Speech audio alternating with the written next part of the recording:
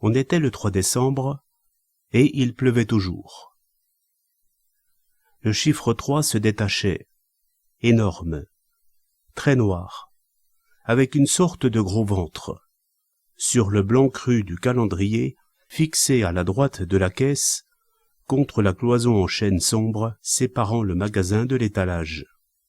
Il y avait exactement 20 jours, puisque cela avait eu lieu le 13 novembre, encore un 3 obèse sur le calendrier, que la première vieille femme avait été assassinée, près de l'église Saint-Sauveur, à quelques pas du canal. Or, il pleuvait depuis le 13 novembre.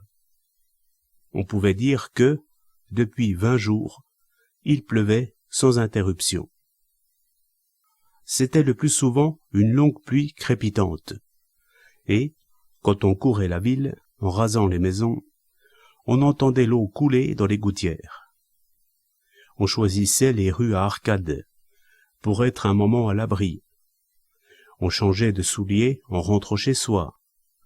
Dans tous les foyers, des pardessus, des chapeaux séchaient près du poêle, et ceux qui manquaient de vêtements de rechange vivaient dans une perpétuelle humidité froide.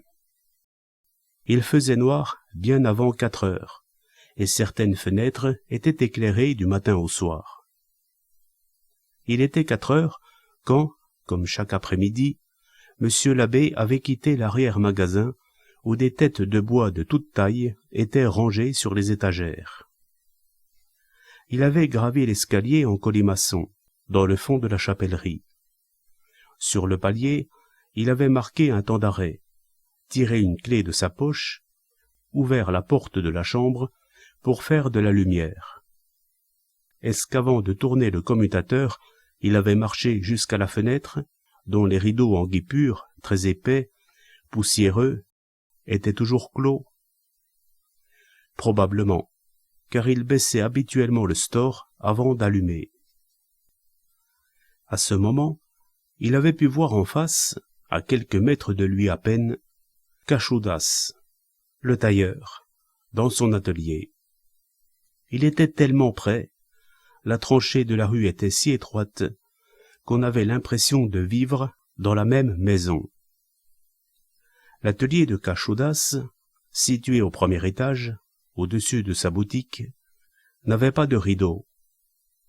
Les moindres détails de la pièce se dessinaient comme sur une gravure au burin.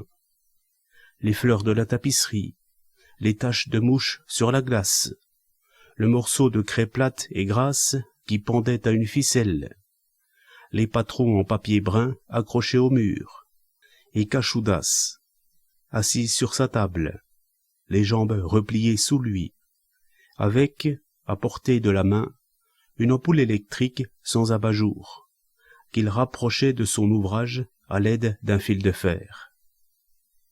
La porte du fond, qui donnait dans la cuisine, était toujours entr'ouverte. Pas assez, la plupart du temps, pour qu'on voie l'intérieur de la pièce. On devinait néanmoins la présence de madame Cachoudas, car, de temps en temps, les lèvres de son mari remuaient. Ils se parlaient d'une chambre à l'autre en travaillant. Monsieur l'abbé avait parlé aussi. Valentin, son commis, qui se tenait dans le magasin, avait entendu un murmure de voix, des pas au-dessus de sa tête. Puis il avait vu redescendre le chapelier, d'abord les pieds finement chaussés, le pantalon, le veston, enfin le visage un peu mou, toujours grave, mais sans excès, sans sévérité, le visage d'un homme qui se suffit à lui-même, qui n'éprouve pas le besoin de s'extérioriser. Avant de sortir, ce jour-là, monsieur l'abbé avait encore passé 2 chapeaux à la vapeur, dont le chapeau gris du maire.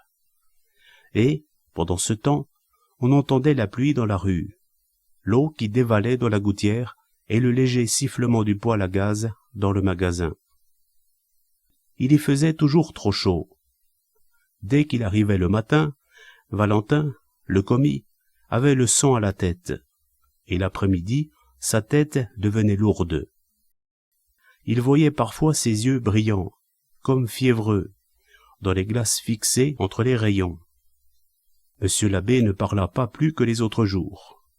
Il pouvait rester des heures avec son employé sans rien dire. Il y avait encore, autour d'eux, le bruit du balancier de l'horloge, et un déclic à chaque quart d'heure. Aux heures et aux demie, le mécanisme se déclenchait, mais, après un effort impuissant, s'arrêtait net.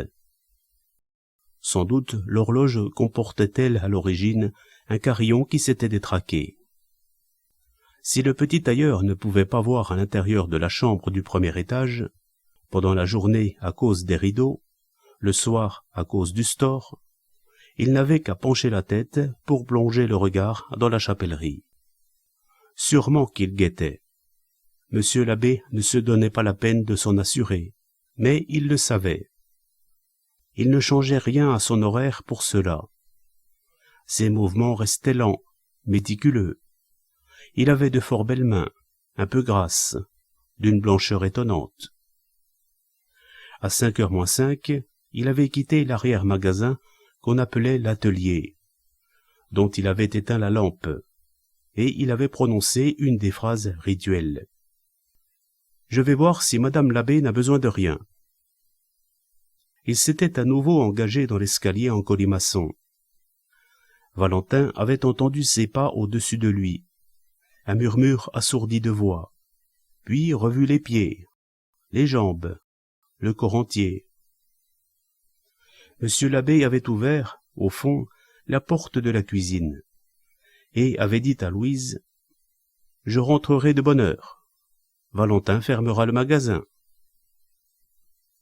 Il disait les mêmes mots chaque jour, et la bonne répondait « Bien, monsieur. » Puis, endossant son épais par-dessus noir, il répétait à Valentin, qui avait pourtant entendu « Vous fermerez le magasin. »«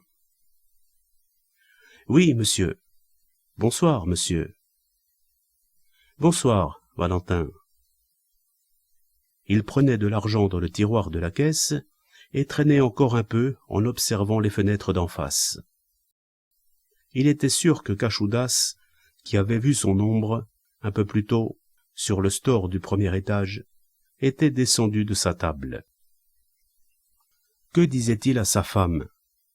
Car il lui disait quelque chose. Il avait besoin d'une excuse. Elle ne lui demandait rien. Elle ne se serait pas permis de lui adresser une observation. Il y avait des années, à peu près depuis qu'il était établi à son compte, que, vers 5 heures de l'après-midi, il allait boire 1 ou 2 verres de vin blanc au café des Colonnes. Monsieur l'abbé y allait aussi, et d'autres, qui ne se contentaient pas de vin blanc, ni de 2 verres. Pour la plupart, c'était la fin de la journée. Cachoudas, lui, à son retour, dînait rapidement au milieu de sa marmaille, et grimpait à nouveau sur sa table, où il restait souvent jusqu'à 11 heures ou minuit à travailler. « Je vais prendre l'air un moment. » Il avait très peur de rater monsieur l'abbé. Celui-ci l'avait compris. Cela ne datait pas de la première vieille femme assassinée, mais de la 3e, alors que la ville commençait sérieusement à s'affoler. La rue du Minage était presque toujours déserte à cette heure-là, surtout quand il pleuvait à torrents. Elle était plus vide que jamais depuis que des tas de gens évitaient de sortir après la tombée de la nuit. Les commerçants, qui avaient été les premiers à pâtir de la panique, avaient été les premiers aussi à organiser des patrouilles. Mais celles-ci avaient-elles réussi à empêcher la mort de madame Geoffroy Lambert et celle de madame Léonide Proux, la sage-femme de Fétilly? Le petit tailleur était peureux, et monsieur l'abbé se donnait le malin plaisir de l'attendre sans en avoir l'air. N'était-ce pas un plaisir diabolique? Il ouvrait enfin sa porte, dont il faisait ainsi résonner le timbre. Il passait sous l'énorme chapeau haut de forme en tôle rouge qui lui servait d'enseigne, relevait son col de par-dessus, enfonçait les mains dans ses poches. Il y avait un timbre à la porte de Cachoudas aussi, et après quelques pas sur le trottoir, Monsieur l'abbé était sûr de l'entendre. C'était une rue à arcades, comme la plupart des vieilles rues de La Rochelle. Il ne pleuvait donc pas sur les trottoirs. Ceux-ci étaient comme des tunnels froids, humides, où il n'y avait de la lumière que de loin en loin, avec des portes cochères qui s'ouvraient sur le noir. Cachoudas, pour atteindre la place d'Armes, réglait son pas sur celui du Chapelier, mais il avait si peur d'une embuscade, malgré tout, qu'il préférait marcher dans la pluie au milieu de la chaussée. Jusqu'au coin, ils ne rencontrèrent personne. Puis ce furent les vitrines du parfumeur, de la pharmacie, de la chemiserie, et enfin les larges baies du café. Jeantet, le jeune journaliste, avec ses longs cheveux, son visage maigre, ses yeux ardents, était à son poste, à la première table, près de la vitre, en train d'écrire son article devant une tasse de café. Monsieur l'abbé ne sourit pas, n'eut pas l'air de le voir. Il entendait les pas du petit tailleur qui se rapprochait. Il tourna le bec de canne, pénétra dans la bonne chaleur, marcha tout de suite vers les tables du milieu, près du poêle, entre les colonnes, et resta debout derrière les joueurs de cartes, pendant que le garçon, Gabriel, le débarrassait de son pardessus et de son chapeau. « Comment vas-tu, Léon ?»« Pas mal. » Ils se connaissaient depuis trop longtemps, la plupart depuis l'école, pour avoir envie de se parler. Ceux qui tenaient les cartes faisaient un petit signe, ou touchaient machinalement la main du nouveau venu. Gabriel demandait par habitude « Comme toujours ?» Et le chapelier s'asseyait, avec un soupir d'aise, derrière un des bridgeurs, le docteur Chantreau, qu'il appelait Paul. D'un coup d'œil, il avait vu où en était la partie. On aurait pu dire que celle-ci durait depuis des années et des années, puisqu'elle reprenait tous les jours à la même heure, à la même table, avec les mêmes consommations, devant les mêmes joueurs, les mêmes pipes et les mêmes cigares. Le chauffage central devait être insuffisant, puisqu'Oscar, le patron, avait conservé le gros poêle, d'un beau noir luisant, vers lequel monsieur l'abbé tendait les jambes afin de sécher ses chaussures et le bas de son pantalon. Le petit tailleur avait eu le temps d'entrer, de se diriger vers les tables du milieu, lui aussi, mais pas avec la même assurance, puis de saluer respectueusement, sans que personne lui répondît, et de s'asseoir sur une chaise. Il ne faisait pas partie du groupe. Il n'avait fréquenté ni les mêmes collèges, ni les mêmes casernes. À l'âge où les joueurs de cartes se tutoyaient déjà, il vivait Dieu sait où, dans le Proche-Orient, où se transportaient les gens de sa sorte comme du bétail, d'Arménie à Smyrne, de Smyrne en Syrie, en Grèce ou ailleurs. Au début, quelques années plus tôt, il s'asseyait un peu plus loin pour boire son vin blanc, suivait le jeu, qu'il ne devait pas connaître, avec une attention soutenue qui lui faisait plisser le front. Puis il s'était rapproché insensiblement, poussant d'abord sa chaise, changeant ensuite carrément de siège, et enfin de table, pour se retrouver derrière les joueurs. Personne ne parlait des vieilles femmes, ni de la terreur qui régnait en ville. On en discutait peut-être à d'autres tables, pas à celle-ci. Laude, le sénateur, tira sa pipe de sa bouche pour questionner, en se tournant à peine vers le chapelier. « Ta femme ?»« Toujours la même chose. » Une habitude que les gens avaient prise depuis 15 ans. Gabriel lui avait servi son picon grenadine, d'un sombre acajou, et il en buvait une gorgée, lentement, avec un coup d'œil au jeune Jeantet, en train de pondre son article pour l'Écho des Charentes. Une horloge au cadran cerclé de cuivre pendait entre le café proprement dit et la partie du fond où s'alignaient les billards. Elle marquait 5h15, quand Julien Lambert, des assurances, qui perdait, comme de coutume, demanda au chapelier « Tu prends ma place? Pas ce soir. Ce qui n'avait rien d'extraordinaire. Ils étaient 6 ou 7 qui tantôt maniaient les cartes, tantôt s'asseyaient derrière les joueurs. Seul Cachudas n'était jamais invité à jouer, et il est probable qu'il n'en avait pas l'ambition. Il était petit, malingre. Il sentait mauvais et il le savait. Il le savait si bien qu'il évitait de se tenir trop près des autres.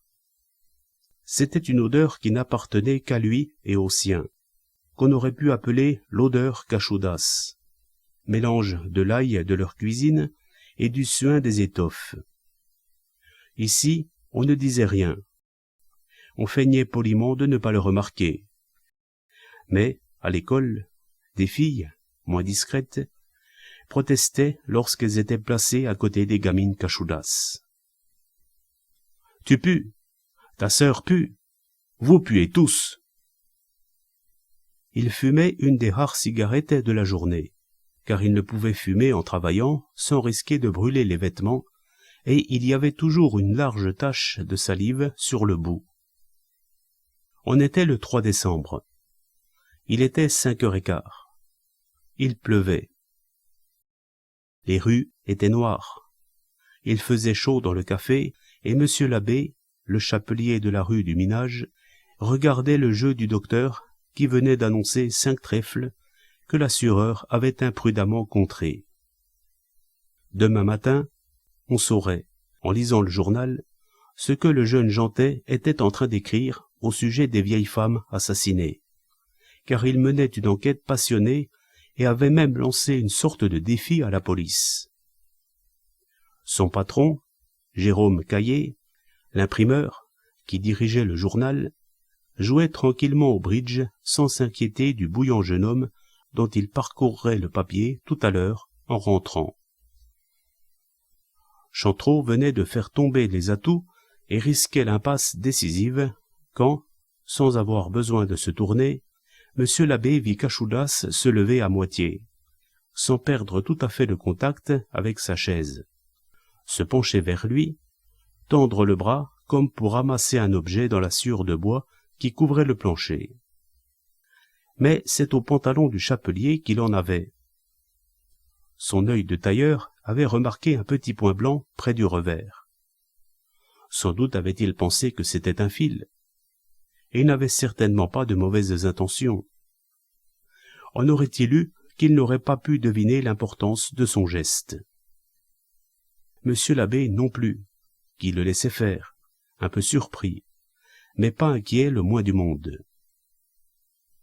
« Excusez-moi. » Cachudas saisissait la chose blanche, qui n'était pas un fil, mais un infime morceau de papier, d'un demi-centimètre à peine, de papier léger et rugueux, comme du papier journal. Personne, dans le café, ne prêta la plus légère attention à ce qui se passait. Cachudas tenait le bout de papier entre le pouce et l'index. C'était bien par hasard que, le corps penché, la tête baissée, le bout des fesses touchant encore sa chaise, il y jeta un coup d'œil. Or, ce n'était pas un quelconque fragment de journal. Il avait été découpé avec soin à l'aide de ciseaux. Exactement, on avait découpé 2 lettres, un N et un T à la fin d'un mot. Monsieur l'abbé regardait de haut en bas, et le petit tailleur s'immobilisait soudain, pris de panique, relevait enfin la tête, redressait le torse, évitait de regarder en face le chapelier, à qui il tendait l'objet minuscule, en balbutiant « Je vous demande pardon ». Au lieu de jeter le bout de papier, il le remettait, et c'était une faute, puisqu'il avouait ainsi en avoir compris l'importance.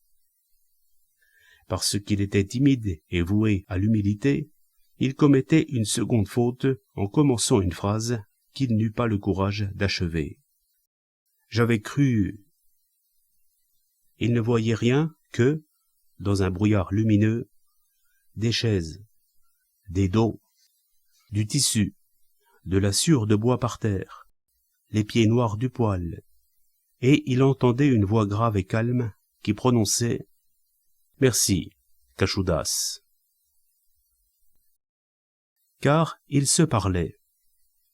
Tous les matins, à 8 heures, le chapelier et le tailleur sortaient de leur maison pour retirer les panneaux qui servaient de volets à leur boutique. La charcuterie, à côté de chez Cachudas, était déjà ouverte depuis longtemps. Le samedi, les fermières des environs, qui avaient des légumes ou de la volaille à vendre, encombraient la rue de leurs paniers.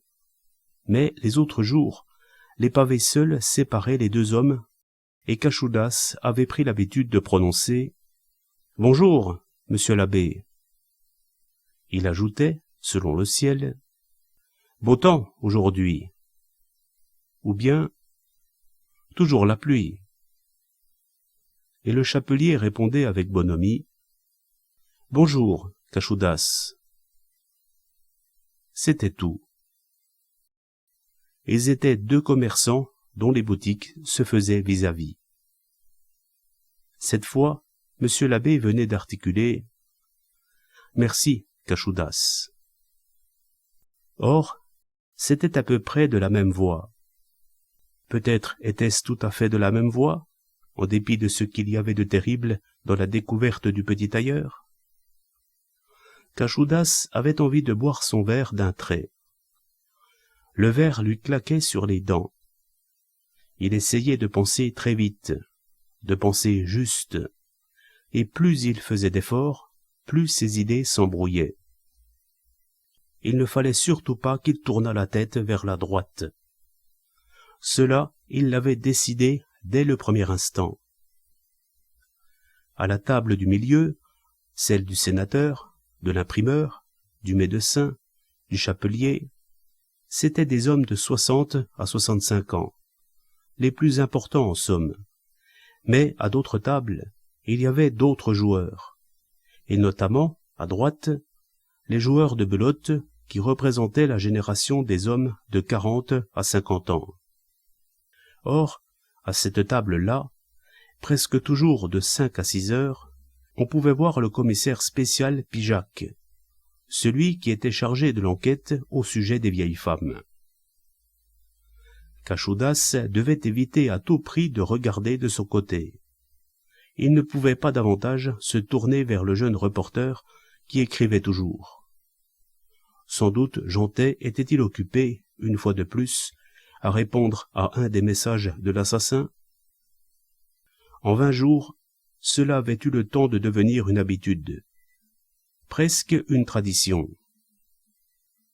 Après chaque meurtre, le journal recevait une lettre dont les caractères, souvent des mots entiers, étaient découpés dans des numéros précédents de l'Écho des Charentes, qu'il a publié, suivi d'un commentaire du jeune Jeantet. Le lendemain ou le surlendemain, l'assassin répondait à son tour, toujours à l'aide de bouts de papier découpés et collés sur une feuille blanche. Or, la veille, justement, le message contenait une phrase qui tout à coup glaçait le petit tailleur. « Vous vous trompez, jeune homme. Je ne suis pas un lâche. Ce n'est pas par lâcheté que je ne m'en prends qu'aux vieilles femmes, mais par nécessité. Que la même nécessité se présente demain de m'attaquer à un homme, fût-il grand et fort, je le ferai. » Certaines lettres, d'une demi-colonne, représentaient des centaines de caractères découpés patiemment, ce qui avait fait écrire à Jeantet, non seulement l'assassin est patient et méticuleux, mais son genre de vie lui laisse de nombreux loisirs. Le journaliste de 19 ans avait, patient lui aussi, fait une expérience. Il avait établi le temps nécessaire pour composer une lettre de 30 lignes à l'aide de caractères découpés dans de vieux journaux. Cachudas ne se souvenait plus du résultat exact, mais c'était effarant. Que la même nécessité se présente demain de m'attaquer à un homme, l'un fumait sa pipe à petites bouffées, en regardant jouer aux cartes. L'autre avait un bout de cigarette sale collé à sa lèvre et n'osait poser les yeux nulle part. Parfois, monsieur l'abbé lançait un coup d'œil à l'horloge, et il n'était que 5h25 quand il commanda son second picon. C'était 5h30 quand il se leva, ce qui suffit à faire accourir Gabriel, portant son pardessus et son chapeau. Est-ce qu'il examina vraiment Cachoudas avec une bienveillance ironique? Il y avait une nappe de fumée qui s'étirait au-dessus des têtes des joueurs. Le poêle envoyait des bouffées de chaleur. On aurait dit que monsieur l'abbé attendait, qu'il devinait exactement ce que pensait le petit tailleur. Si je le laisse partir seul, il est capable d'aller s'embusquer dans un coin sombre de la rue du Minage. Et si Cachoudas parlait tout de suite, à n'importe qui, au commissaire, ou même au journaliste? S'il déclarait, l'index pointé, c'est lui. Le bout de papier avait disparu. Cachoudas le cherchait vainement du regard. Il se souvint que le chapelier l'avait roulé dans ses doigts, en avait fait une pliure grisâtre.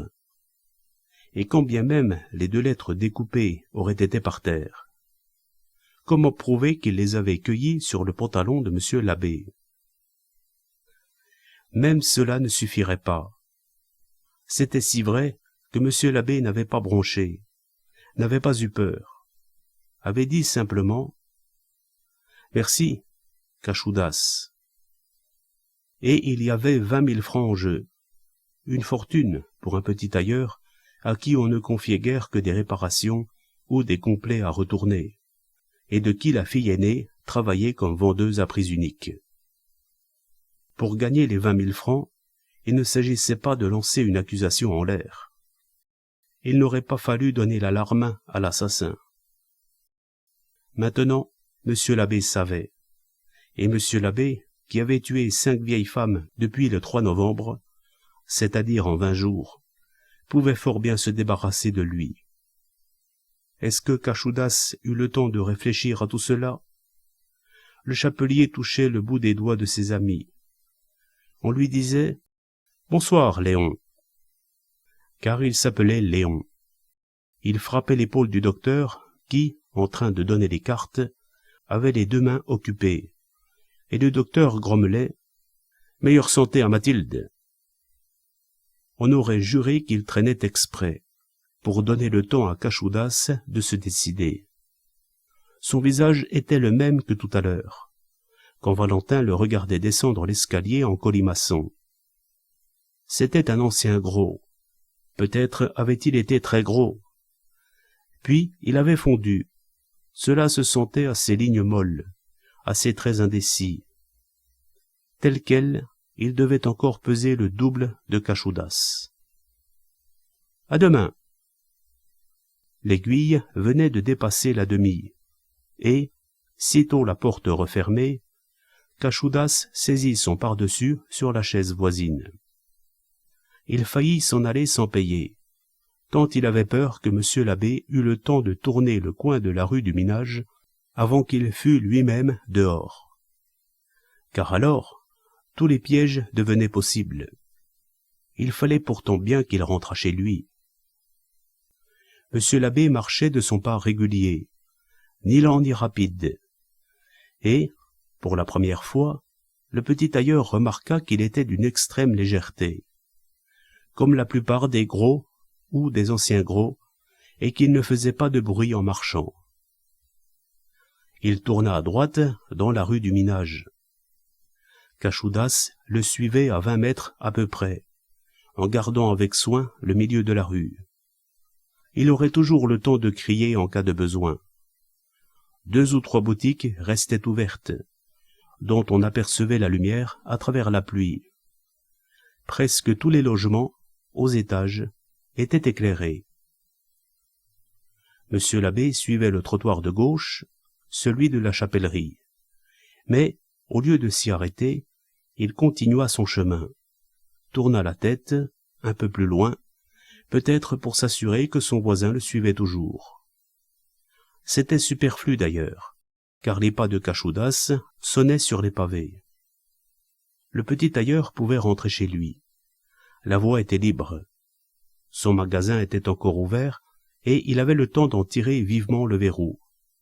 Il vit, à travers la fenêtre du premier, le morceau de craie qui pendait au-dessus de la table, près de l'ampoule électrique. Les petites étaient rentrées de l'école. Esther, l'aînée, celle de prise unique, rentrerait un peu après 6 heures, en courant, car elle aussi avait peur de l'assassin, et aucune de ses compagnes n'habitait le quartier. Il continua sa route. Il tourna à gauche, comme monsieur l'abbé, et ils furent un moment dans une rue plus éclairée. C'était rassurant de voir des gens dans les magasins, quelques rares voitures qui passaient en faisant éclater les flaques d'eau. Il n'y avait plus d'arcade, et monsieur l'abbé recevait la pluie sur ses épaules. La rue devenait obscure.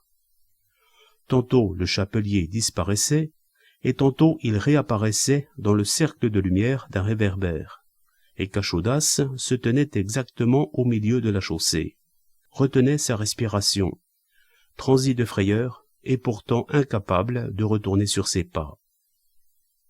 Combien y avait-il, à cette heure-ci, de patrouilles volontaires dans la ville? Sans doute 4 ou 5, y compris des jeunes gens que cela amusait, avec des lampes de poche. C'était la mauvaise heure. 3 des vieilles femmes avaient été assassinées entre 5h30 et 7h du soir. Ils atteignaient l'un derrière l'autre le calme quartier du musée, avec des petites maisons à 1 étage. Et, derrière certaines vitres, on voyait des familles assemblées, des enfants qui faisaient leurs devoirs, des femmes qui dressaient déjà la table pour le dîner. Soudain, monsieur l'abbé disparut dans le noir, et après quelques pas, Cachaudas s'arrêta net, comme si quelque chose d'essentiel lui eût manqué. Il lui était impossible de situer son voisin, à cause de l'obscurité qui régnait dans la rue. Sans doute s'était-il immobilisé au fond d'une encoignure, mais peut-être aussi bougeait-il. N'était-il pas capable de se mouvoir sans bruit? Rien n'indiquait qu'il ne se rapprochait pas du petit tailleur, et celui-ci restait figé comme par un froid pénétrant. Il entendait, non loin de lui, des notes de piano. Une faible lueur filtrait entre les persiennes d'une maison. Une petite fille ou un petit garçon, dans une pièce éclairée, prenait sa leçon de musique, recommençait inlassablement les mêmes gammes. Nul être humain ne s'engageait dans la rue, ni par un bout, ni par l'autre. Et monsieur l'abbé était toujours tapi quelque part, silencieux, invisible, tandis que Cachaudas n'osait pas se rapprocher des maisons. Le piano se tut, et ce fut le silence total. Puis le bruit mat du couvercle qui retombait sur les touches blanches et noires. De la lumière derrière une porte, des voix feutrées devenant plus aiguës au moment où lui s'ouvrait, à 20 mètres du petit tailleur, tandis que les gouttes de pluie se transformaient en étincelles. « Vous y tenez vraiment, mademoiselle Mollard ? Ce serait tellement plus sûr d'attendre que mon mari rentre du bureau.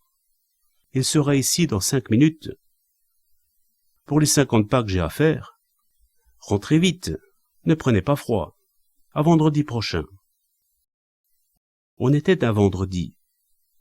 Sans doute la petite fille, ou le petit garçon, prenait-elle ses leçons de piano tous les vendredis de 5h à 6h. Je laisse ma porte ouverte jusqu'à ce que vous soyez chez vous. Je vous le défends bien, pour refroidir toute la maison, puisque je vous dis que je n'ai pas peur. À sa voix, Cachaudas l'imaginait petite et maigre, un peu cassée, un peu précieuse.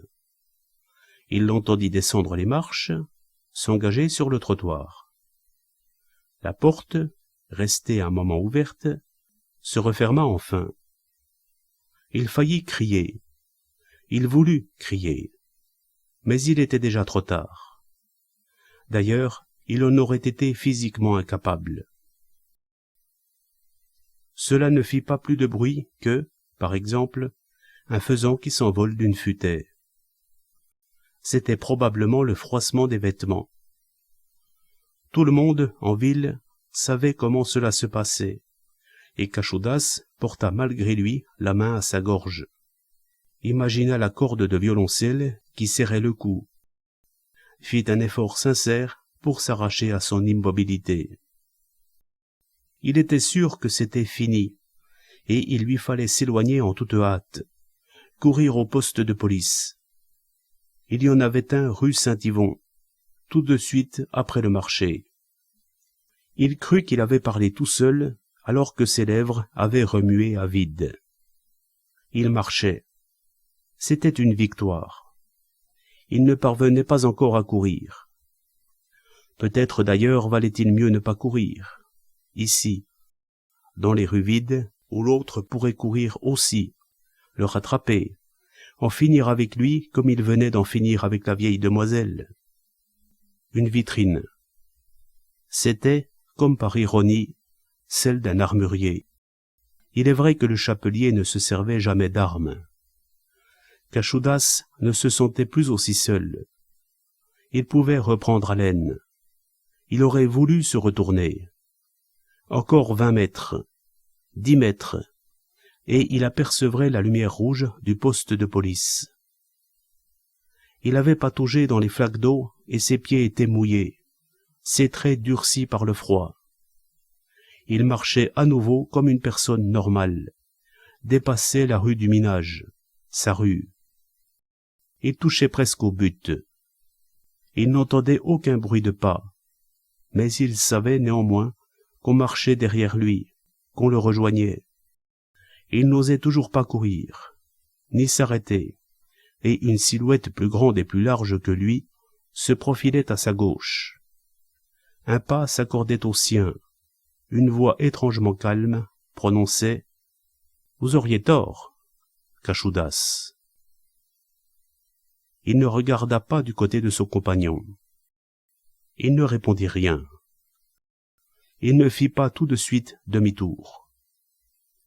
Il était seul. Il voyait la lanterne rouge, un agent cycliste qui sortait du poste et qui montait sur sa machine. Il se retourna.